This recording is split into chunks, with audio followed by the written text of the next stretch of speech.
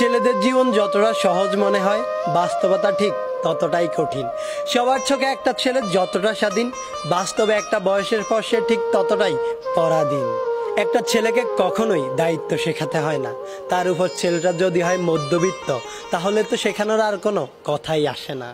বাবার পরে যখন সংসারের হালটা ধরতে হয়, তখনই দায়িত্ব নামক শব্দটা আপনা আপনি তার মাথার মধ্যে ঢুকে যায়। আর তখনই সবচাইতে চঞ্চল ছেলেটাও একেবারে শান্ত হয়ে যায়। যেই ছেলেটাকে মা বাবার কাছে আবদার করত, সেই ছেলেটাই আজ সবার আবদার পূরণ করতে শিরোধার্য। যেই ছেলেটাকে কোনো কিছু না পেলে রাগ করত, সেই ছেলেটাই আজ নিজের শখ বিসর্জন দিয়ে ছোট ভাই বোনের শখ পূরণ করতে ব্যস্ত।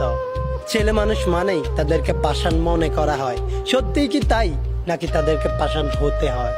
সত্যি বলতে ছেলে মানেই পাষাণ নয়, কষ্ট ছেলেদেরও হয়। একটা মেয়ে চাইলে কান্না করে তার মনের কষ্টগুলো সবাইকে বলতে পারে, কিন্তু একটা ছেলে চাইলেই তা করতে পারে না।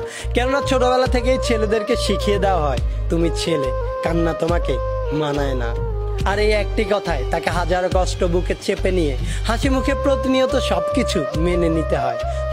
ছেলে হয়ে জন্ম নেওয়া যতটা সহজ, ছেলে হয়ে বেঁচে থাকাটা ঠিক ততটাই কঠিন।